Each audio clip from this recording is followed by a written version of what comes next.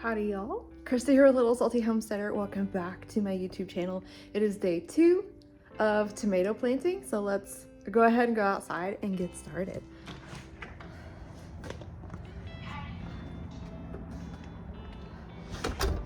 It's a bit brisk outside this morning. I think it's currently 40 something degrees, so I have my warmer hoodie on and I'm gonna put it up over my hair here.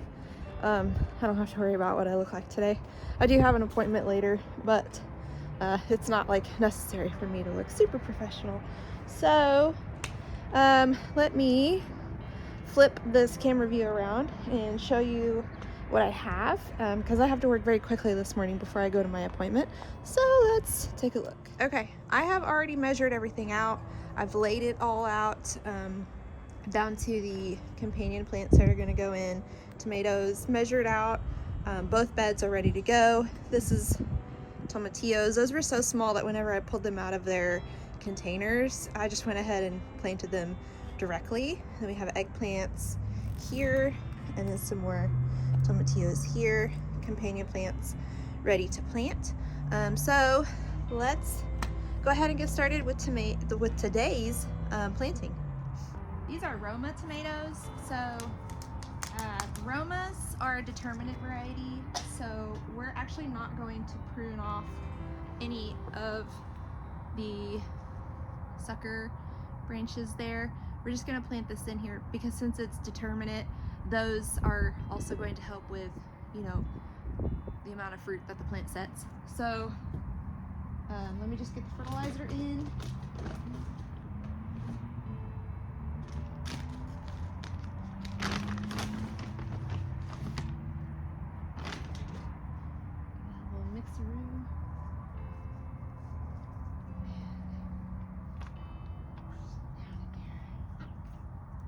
I'm going to go ahead and prune this bottom branch off though, because I don't want it.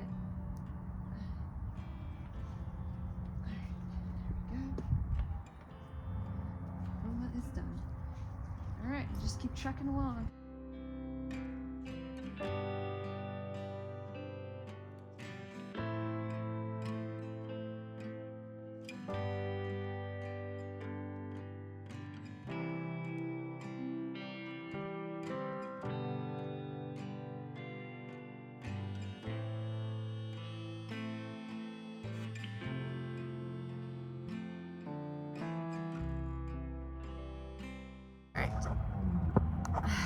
Okay, brisk morning. So this cold morning actually was not in the weather. The weather was showing over 40 degrees, so the fact that it got down below 40 could be a little bit concerning,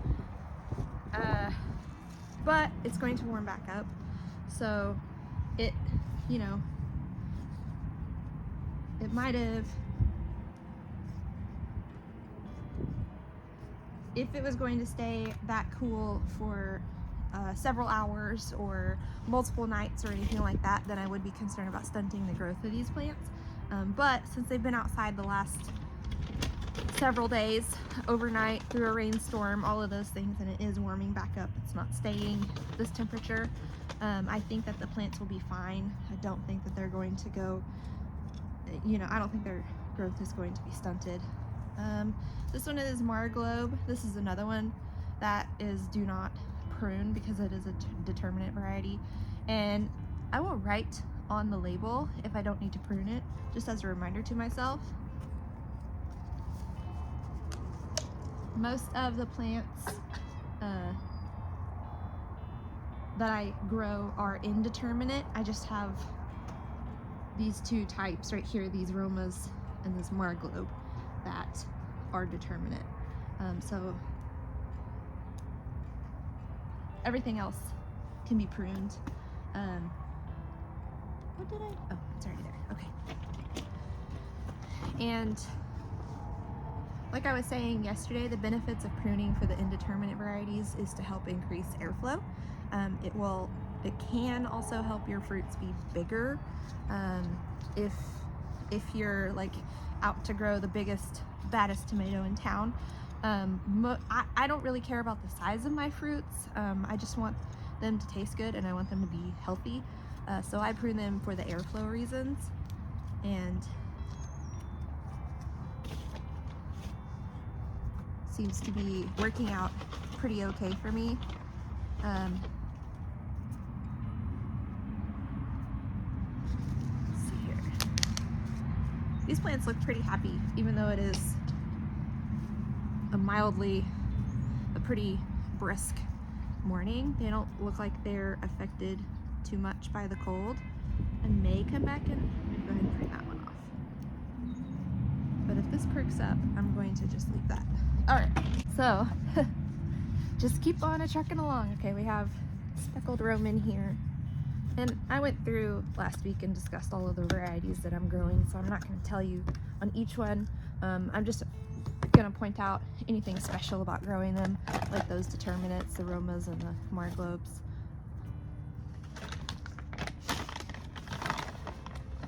And the fertilizer that I'm using, if you didn't catch the last tomato planting video, I am using Happy Frog from Fox Farms tomato and vegetable fertilizer, and I'm using earthworm castings. Eventually, I would like to start my own worm farm. I just have to find a location that I can keep under 100 degrees in the summer, and of course do some research and learn how to do all that. So the way I'm deciding what to prune on these is if it touches the soil after I put it in, after I put it into its hole, then it's got to come off, because I don't want it to get any sort of fungal infections or bacterial infections. I don't think that the soil is like sick. I think that the soil is very healthy, but I just want to give these tomatoes the best chance that I can to grow really strong, healthy root systems and give me lots of food.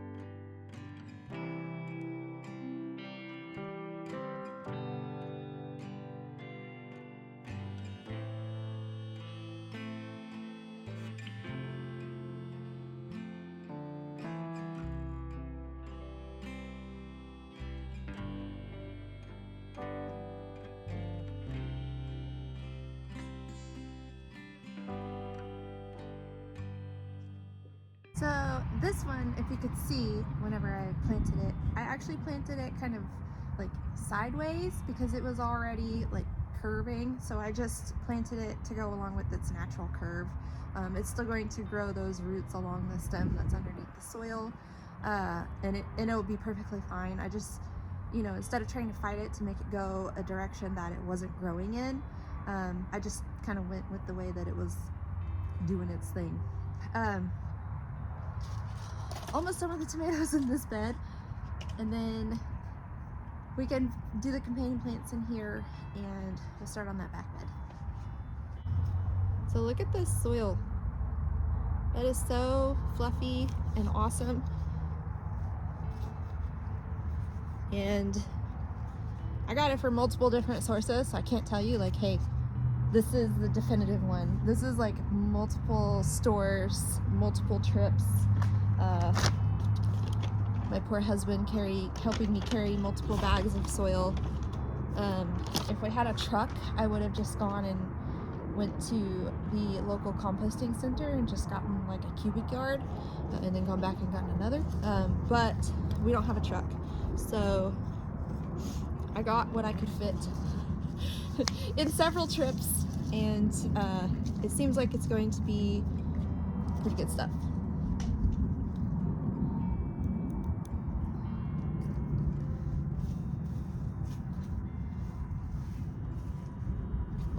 And like I was saying yesterday, ideally you're supposed to fill these beds all the way to the top with soil and then plants in them. My budget didn't allow for me to continue to buy any more soil, so I'm calling it good at this point. As I get more dull hairs, I will pull the straw mulch back, add the bags of soil, and then put the straw mulch back down. Obviously, going to a composting center and getting it bulk by the yard, and then you just shovel it into your wheelbarrow or whatever, that would be the far more economical way to go. But I used what I had, so and I made it work. This is going to be just fine. I'm not worried about the quality of the soil at all. It is all organic soil that I put in here. No like chemical fertilizers or anything like that. It is a mix of compost that was actually made by the local composting facility. They offer it in bags, and it's still pretty affordable as far as, you know, like bagged options go. But yes, this is a mix of compost and potting soil and a little bit of raised bed mix, all organic, no chemical fertilizers, no bad stuff.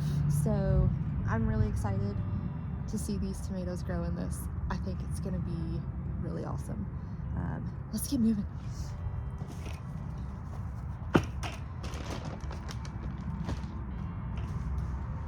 I will say that the downside to this tomato patch being on a slope is that sitting on this bucket is incredibly awkward. I'm like over leaning forward to keep myself from falling backward.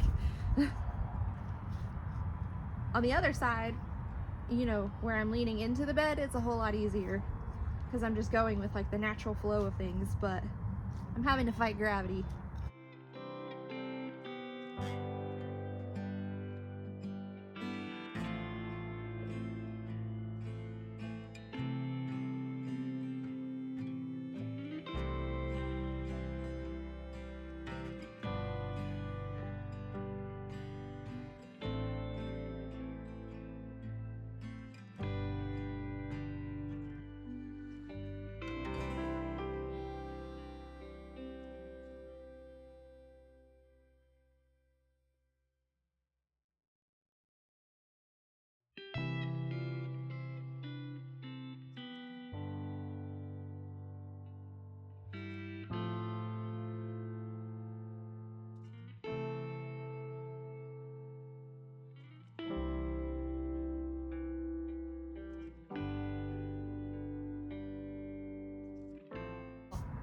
I want to show you guys this because it's cool. Okay, hold on.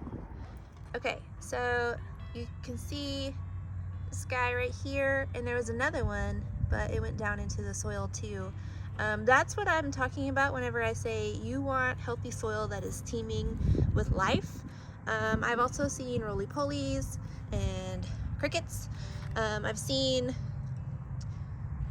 I think that's all I've seen in the last couple of days, but that's what I'm talking about with teeming with life, because if you have living organisms within your soil, they're going to help keep the soil aerated, they're going to break down some of the decomposing matter and help give life back to the soil. So yes, I'm really excited to see those little guys. Okay, last tomato for this bed, and then we'll get all of the companion plants planted. I'm just kind the stalk on this one is massive. That is one healthy stem of a plant right there. Okay, that is the Super Sue. That's the one that I'm growing specifically for salsa reasons. But all right, now we get to work on the companion planting side. And for the fertilizer for these, I'm still using earthworm castings, but I'm using plant tone from Espoma.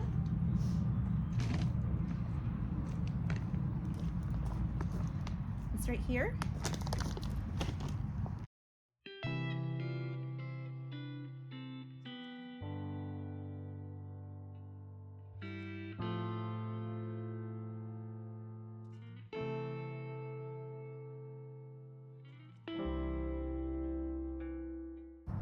So the nasturtiums aren't going to do so well in the heat, so I'm going to try to figure out something else that I can plant in the space, companion plant wise, to get like some more flowers and things, just to have like to create some beauty. I mean, obviously tomato plants are beautiful, but as far as like different colored flowers and things, so once these fizzle out and go, I'll try to plant something else in their space.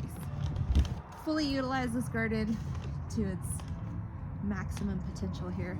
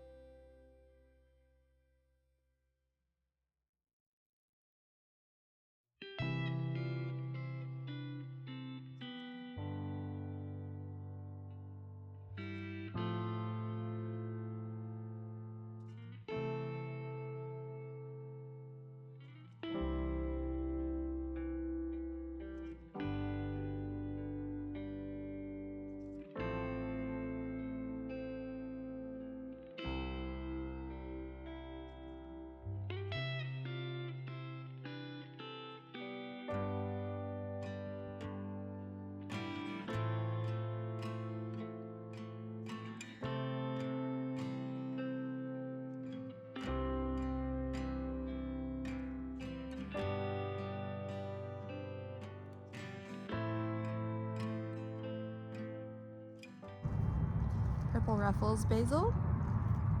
Isn't that so fun? It looks like it might have some sweet basil mixed in. I don't know. We're just growing things over here.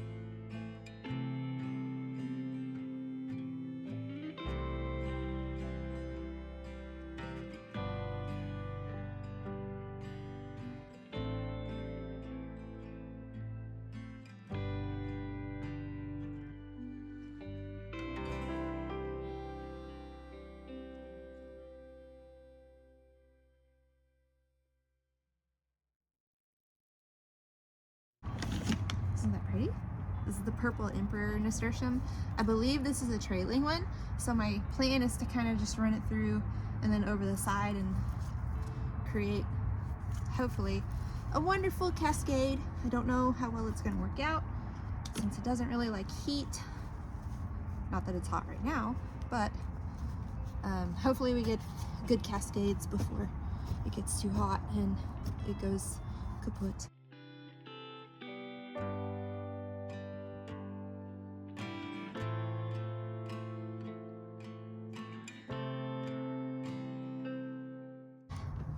Two tomatoes left, and then the entire tomato patch is planted except for dill and calendula. Those will be direct sown maybe later today. We'll have to see how I'm doing on time. Okay, the tomato patch is completely planted. Ideally, when you're transplanting, you don't want to transplant whenever it's like full sun outside. But the clouds went away yesterday and I don't know when they're going to return, and I need to get these tomatoes in the ground. The good thing about these two beds is they will actually be in the shade quite early. So if you do have to transplant in the sun instead, and you're not given like the option of a partly cloudy or cloudy day, try to do it in the morning where the plants will get afternoon shade. They won't have nearly as bad transplant shock as if you transplant them in the afternoon and they're just getting blasted with sunlight. One other note, all of these tomatoes were started completely from seed. If you do need to purchase started tomatoes at the store, I encourage you to go look at your local nurseries instead of like your big box stores for a few reasons. One, you may be able to find more like fun type varieties at the local nurseries compared to, you know, what you may find at Home Depot or Lowe's or whatever. A lot of times also the local nursery price is going to be a lot more affordable.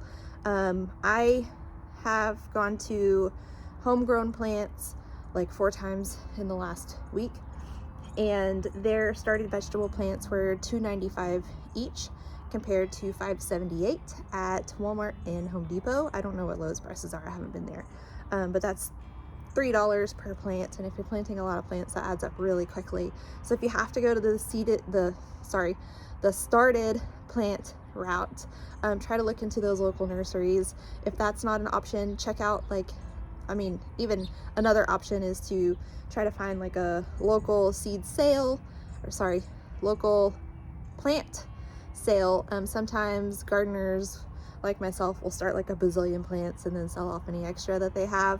I usually just give mine away, but